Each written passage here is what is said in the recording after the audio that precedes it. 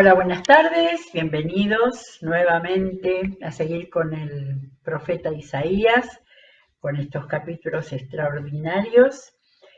Y hoy llegamos al 49, que no sé si es porque lo estoy leyendo especialmente en estos días, pero tiene un contenido tan fuerte, tan intenso, no solo por los primeros 9 capítulos, o un poquito más, sino por todo el resto. Uno de esos capítulos que podemos decir muy fuertes, ¿no? Con un contenido grandioso.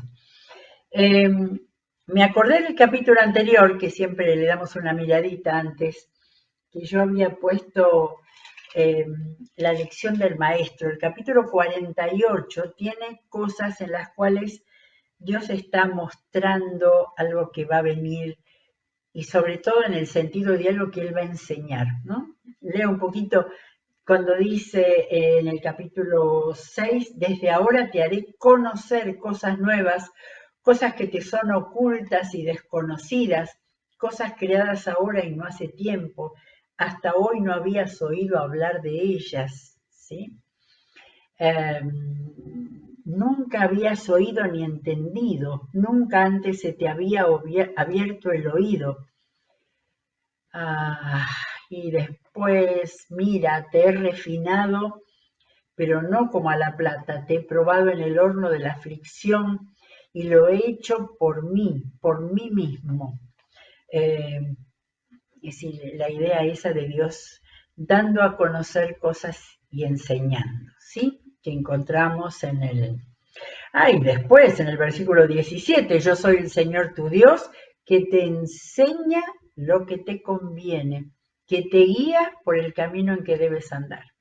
Si hubieras prestado atención a mis mandamientos, el Señor es como que habla con dos voces, ¿no? Está enseñando y por otro lado está reprochando, está reclamando por qué ese pueblo le cuesta tanto entender. Bueno, terminamos el capítulo 48 y ahora tenemos el 49, que comienza con el segundo cántico del siervo, ¿sí? En mi traducción de la Biblia dice el siervo del Señor, pero en Reina Valera, creo, y en otras dice el canto del siervo, ¿sí? No sé si, no dice número, el número lo agregamos nosotros. En realidad aparece tanto como en el capítulo 42, que fue el primer canto del siervo, en el segundo, que es el 49, y que es diferente y que dice cosas diferentes. Es muy interesante. Creo que leímos todos estos cantos cerca de Navidad el año pasado. Los anticipos, la presentación de lo que iba a ser el Mesías y de cómo iba a ser. De manera que en estos cantos, 42, 49, y ya vamos a ver los otros dos, encontramos presentación, caracterización del Mesías y también, en este caso, me di cuenta y lo empecé a notar, y eso es un tema con los profetas, el poder entender de quién vienen las voces. De repente habla el Señor, de repente con el mensaje que el Señor le da, las palabras las dice el profeta. Ahora, ¿cómo vienen? Acá, en el segundo canto del Mesías, del siervo. Escúchenme, costas lejanas, oigan esto, naciones distantes. Y paro porque me llama tanto la atención este tema de las costas, ¿no? A ese pueblo que no estaba en la costa, Jerusalén estaba cerca del río y estaba cerca del Mar Muerto, cerca no tanto, pero estaba de ese lado, no del lado del mar Mediterráneo. Y en el primer canto del siervo también empieza así parecido. A ver, en el versículo 4, 42, 4, no vacilará ni se desanimará, está presentando al siervo, hasta implantar la justicia en la tierra. Las costas lejanas esperan su enseñanza. Aquí está la idea de enseñanza y acá está de nuevo, las costas lejanas. Realmente a mí me da la sensación de todo el universo, ¿sí? Cada vez que habla así de las costas lejanas, por todos lados va a llegar esta noticia. Bueno, leí 2 líneas solamente. Escúchenme, costas lejanas, oigan esto, naciones distantes. Dice naciones distantes. El Señor me llamó antes de que yo naciera. En el vientre de mi madre pronunció mi nombre. Entonces, acá, a diferencia del primer canto, quien habla es el Mesías, el siervo. Hizo de mi boca una espada afilada y me escondió en la sombra de su mano, en la sombra del Dios Padre y del Dios Creador. Me convirtió en una flecha pulida y me escondió en su aljaba. Todas figuras del lenguaje acá, pero la figura que llama más la atención es la que ya la conocemos y la busqué en los otros 3 pasajes muy importantes de la Biblia que hablan de la espada afilada. Acá dice, el Mesías hizo de mi boca una espada afilada. Y voy a empezar por el último de las citas, Apocalipsis 1:16. ¿Cómo es que se presentó esa imagen que tuvo el apóstol Juan en Apocalipsis cuando le aparece esa visión? Y que dice en el 16, en su mano derecha tenía 7 estrellas y de su boca salía una aguda espada de 2 filos. ¿Sí? De manera que acá tenemos en esa presentación del Jesús resucitado a la diestra del Padre que le iba a dar el Apocalipsis al apóstol Juan. Acá lo tenemos personificado con una espada de 2 filos que salía de su boca. Y por supuesto, el recuerdo es el autor de Hebreos, que Hebreos 4:12, ciertamente la palabra de Dios es viva y poderosa y más cortante que cualquier espada de 2 filos, ¿sí? Y hay otra más que ya no está hablando, acá está hablando de la palabra, acá en Apocalipsis el Mesías tenía en su boca la espada de 2 filos, que era la palabra. Y el otro lo tenemos en el último capítulo de Efesios, la famosísima armadura del cristiano, ¿no? ¿Y qué dice por ahí en él? Lo tenía en el 17, Efesios 6:17. Esto es para los cristianos.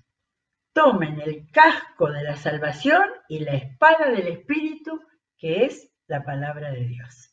En los otros casos y en el canto del siervo, la palabra de Dios la tenía en la boca. Y lo mismo en Apocalipsis, en el desafío a los cristianos que hace el apóstol Pablo, en su propia armadura van a tener que tener a la espada de 2 filos, a la palabra en su boca.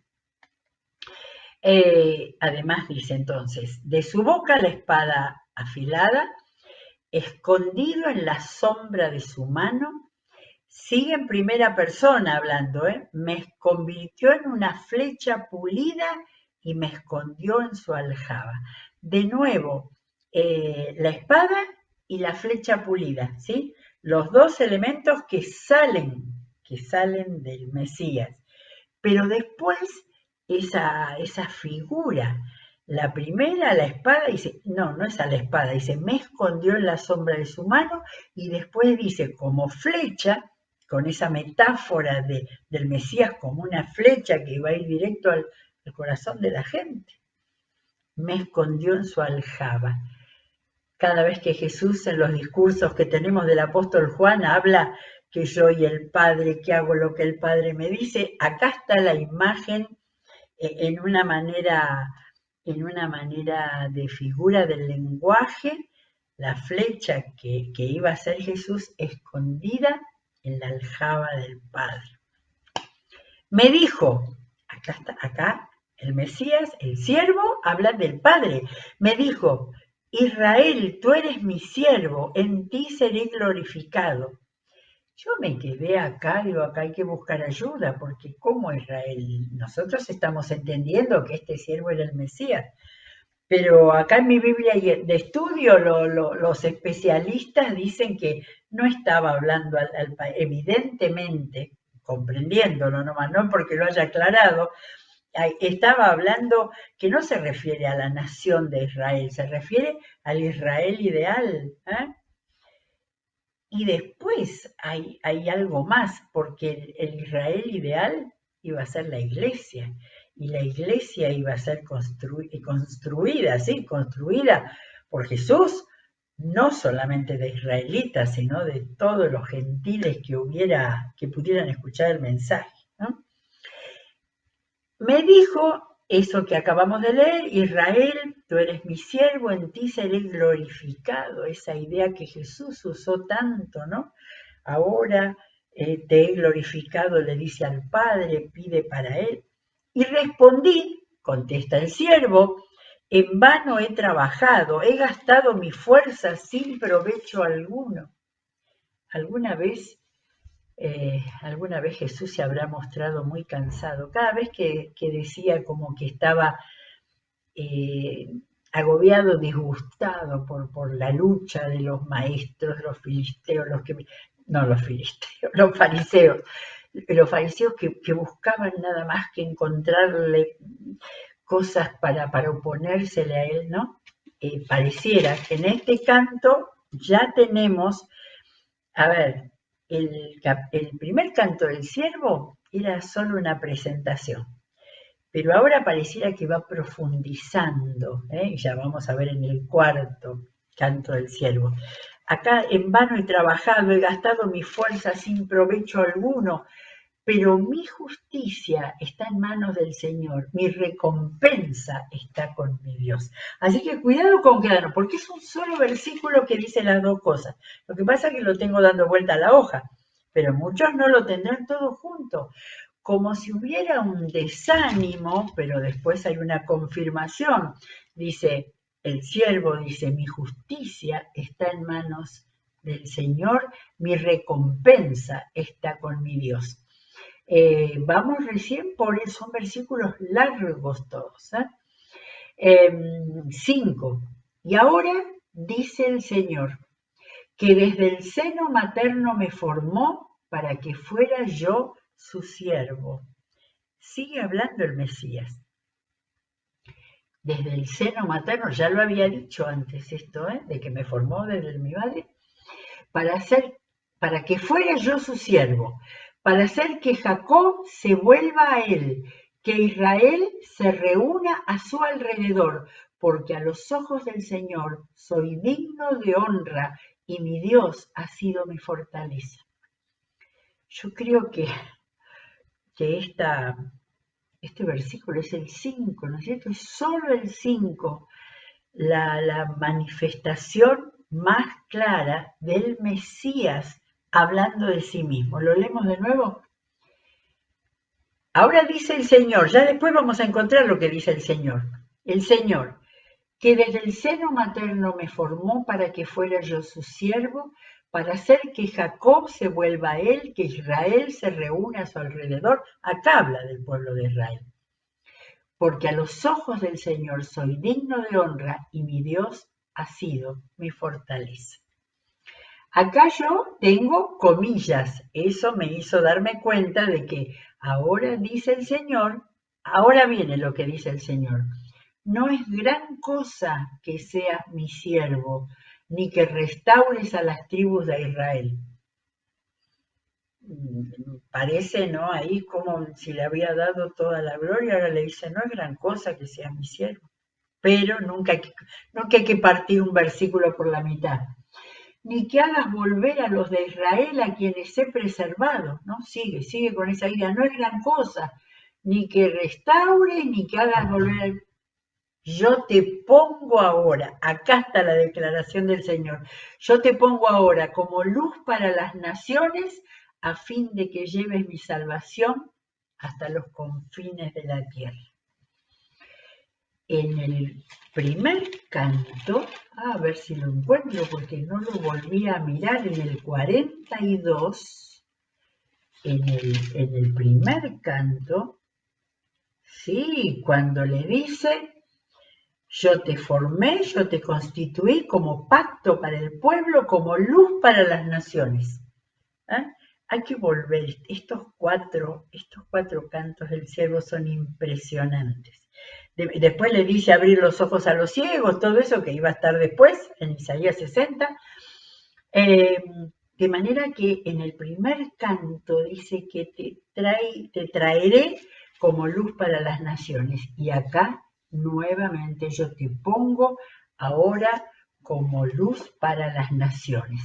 Y no miré, este es el versículo 6, claro, que estaba en Lucas 2:32 también. Creo que hay una mención a las palabras de Zacarías cuando recibe, ¿quién será el padre de Juan el Bautista?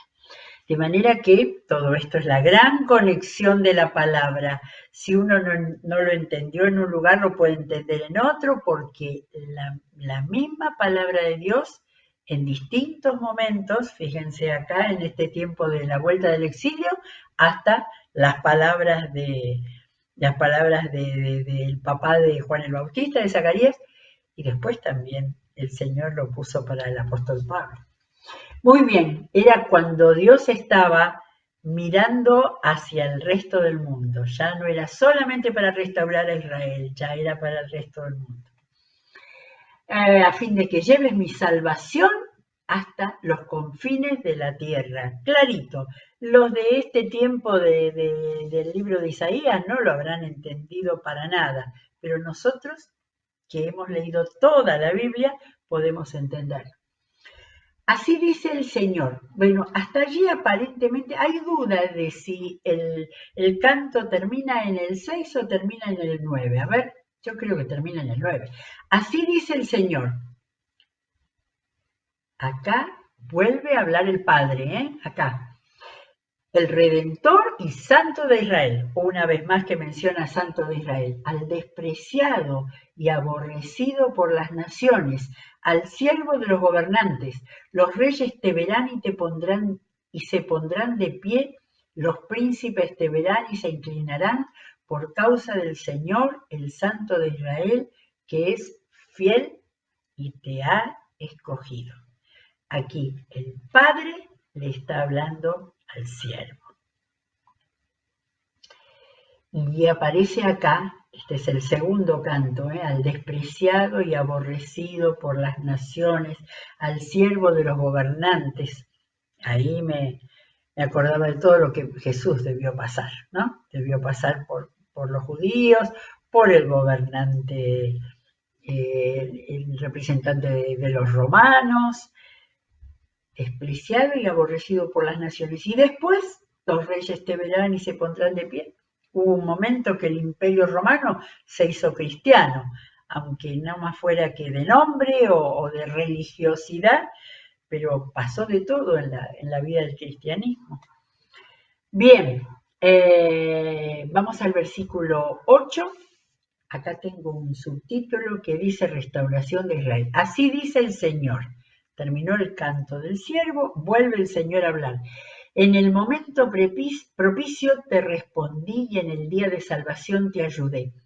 Ahora te guardaré y haré de ti un pacto para el pueblo, para que restaures el país y repartas las propiedades asoladas, para que digas a los cautivos salgan.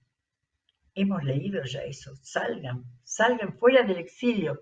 Y a los que están en tinieblas, están en libertad. O sea, por eso está bueno ese titulito, ¿no? Restauración de Israel. Había que, todas estas promesas impresionantes eran para levantar la mente y el espíritu de los israelitas que tenían que volver del exilio. Junto a los caminos pastarán y en todo cerro árido hallarán pastos.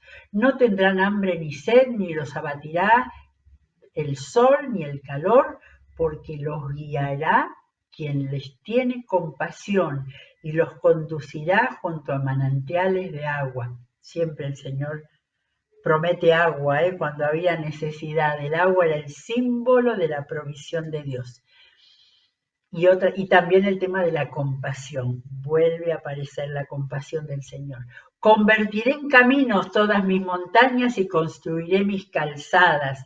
Otra vez el Señor prometiendo allanar con esa idea que está por lo menos en esta parte de los capítulos 40 en adelante, la idea que el Señor allana los caminos. Miren, ellos vendrán de muy lejos, unos del norte, otros del oeste, y aún otros desde la región de Asuán. Asuán era en el sur de Egipto. Ustedes los cielos griten de alegría, tierra regocíjate. El mensaje que viene ahora es un mensaje de amor y de alegría. Montañas prorrumpan en canciones porque el Señor consuela a su pueblo y tiene compasión de sus pobres. ¿Ah? Ninguna palabra está de más.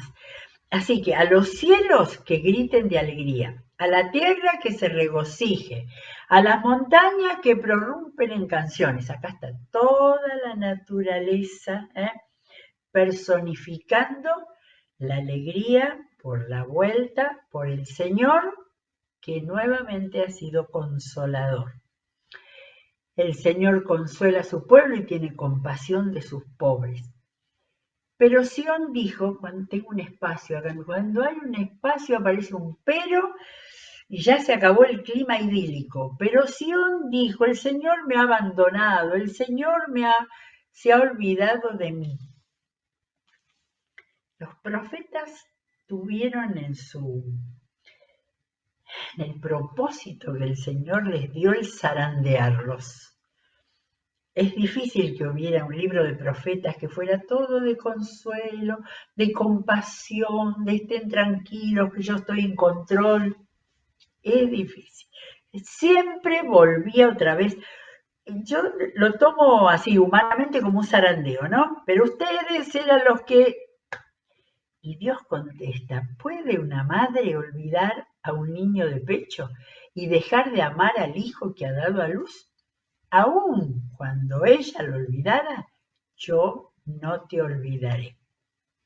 Grabada te llevo en las palmas de mis manos, tus muros siempre los tengo presentes. Tus constructores se apresuran, de ti se apartan tus destructores y los que te asolaron. Qué tremendo es esta promesa. ¿Eh? Por supuesto, era muy real para ellos. Ellos volvían a una ciudad destruida, desolada, donde apenas habría cimientos o muros rotos. Así que ahora les promete, y los constructores creo que iban a ser ellos, ¿no? Este regreso del exilio, bueno, más adelante tengo un versículo buscado que es muy interesante. Tus constructores se apresuran, de ti se apartan tus destructores y los que te asolaron. Alza tus ojos y mira a tu alrededor. Todos se reúnen y vienen hacia ti. Tan cierto como que yo vivo, afirma el Señor, a todos ellos los usarás como adorno, los lucirás en tu vestido de novia.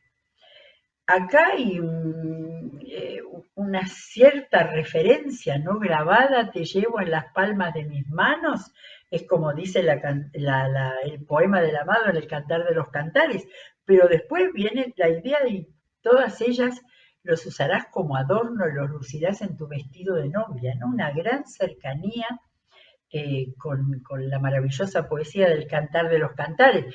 Pensar que la Iglesia hace muchísimos años parecía que tenía vergüenza de que hubiera algo de amor erótico en la Biblia y decían que era el amor de la Iglesia por el Señor, lo cual no hay duda que así fuera, pero miren acá la terminología que usa el profeta con su pueblo.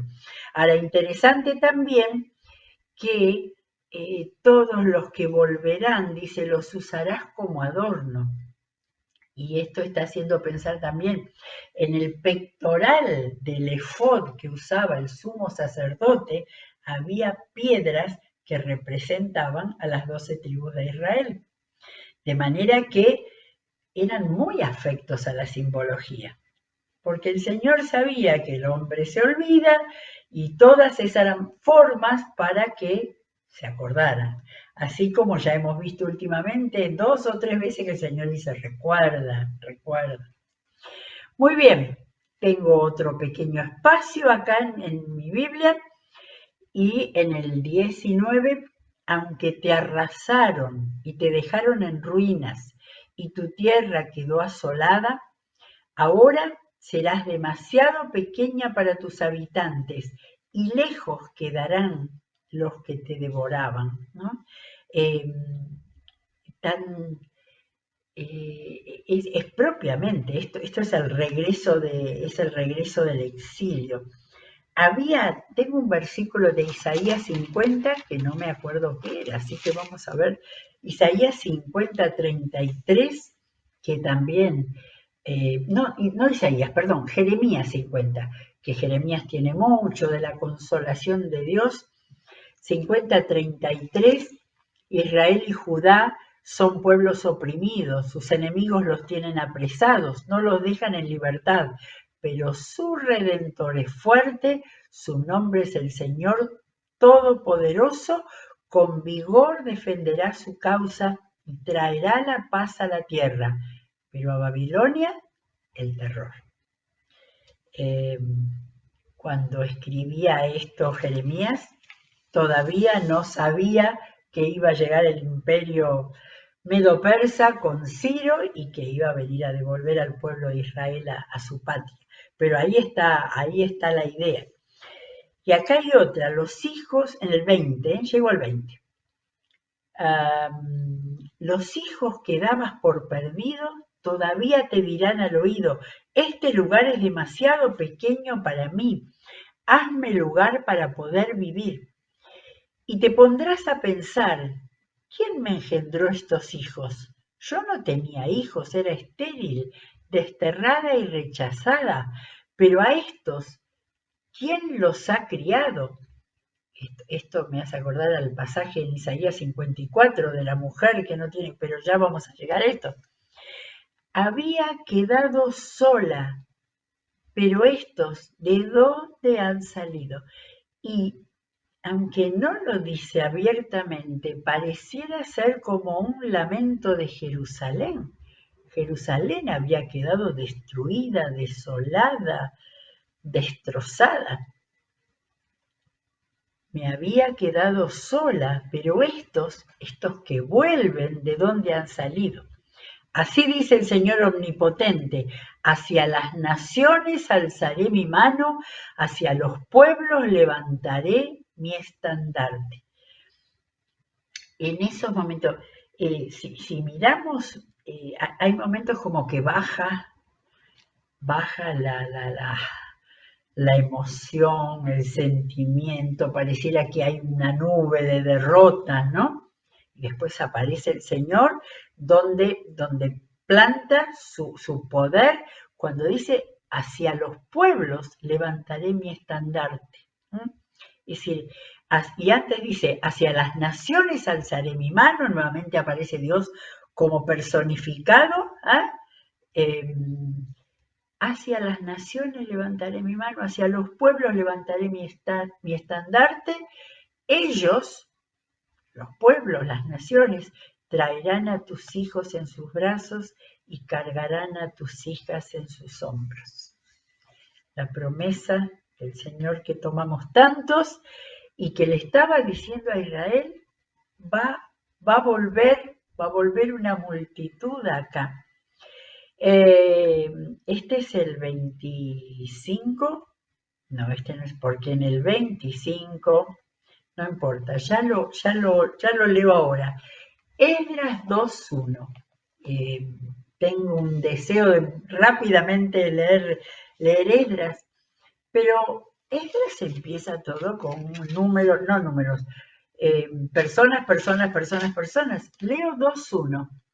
La siguiente es la lista de la gente de la provincia que Nabucodonosor, rey de Babilonia, había llevado cautiva a Babilonia y a la que se le permitió regresar a Jerusalén y a Judá.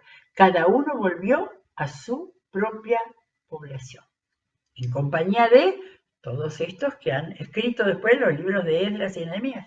Y acá empieza una larguísima, 1, 2, 2 y un poco más de páginas llenas de nombres de los que habían sido deportados. Todo eso mostrando que la Biblia es tan real, es tan verdadera, tiene, es decir, validación de todos sus datos los tiene acá en la misma palabra. Bueno, los reyes te adoptarán como hijo y sus reinas serán tus nodrizas. Se postrarán ante tu rostro, ante ti, rostro en tierra, y lamerán el polvo que tú pises. O sea, les estaba diciendo que, al menos en la historia, porque la historia después fue cambiante muchas veces, pero cuando vuelvan iban a tener su territorio protegidos. Cuando leemos los libros de Esdras y Nehemías con los envidiosos vecinos que no querían que ellos volvieran a reconstruir, el Señor les estaba diciendo: los reyes te adoptarán como hijo y sus reinas serán tus nodrizas, se postrarán ante ti rostro en tierra y lamerán el polvo que tú pises. Sabrás entonces que yo soy el Señor y que no quedarán avergonzados los que en mí confían. Esta palabra avergonzados nos las hizo saber de tantas formas David en sus salmos, ¿no? De decir: no quedaría avergonzado, el Señor está conmigo. Y acá viene una palabra muy, muy poética, muy simbólica de lo que habían pasado y de lo que iba a pasar, de lo que iba a significar la palabra que vamos ahora a encontrar. Pero así dice el Señor. No, primero viene, no lo leí. ¿Se le puede quitar el botín a los guerreros? ¿Puede el cautivo ser rescatado del tirano? Eso era Babilonia, Nabucodonosor, lo que habían pasado. Es posible, ¿no? Y fíjense cómo está hablando de el gran imperio, ¿no? Como los guerreros del imperio, el tirano del imperio. Sí, al guerrero se le arrebatará el cautivo y del tirano se rescatará el botín. Y acá está la promesa de Dios. Contenderé con los que contiendan contigo y yo mismo salvaré a tus hijos. Yo mismo salvaré a tus hijos. Haré que tus opresores se coman su propia carne y se embriaguen con su propia sangre, como si fuera vino.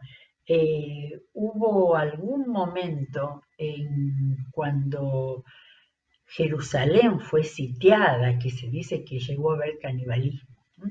Eso le está diciendo a Dios para los opresores, para el tirano y los guerreros que los habían tenido oprimidos. Y entonces el último versículo, es la mitad del versículo, es la mitad del 26, de la última palabra de este maravilloso capítulo 49.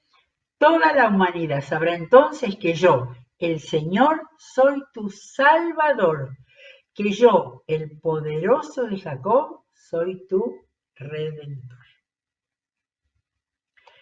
El Dios de los cielos, el Dios omnipotente, el Dios creador, en este capítulo se muestra como el Salvador, el Redentor y el poderoso de Jacob.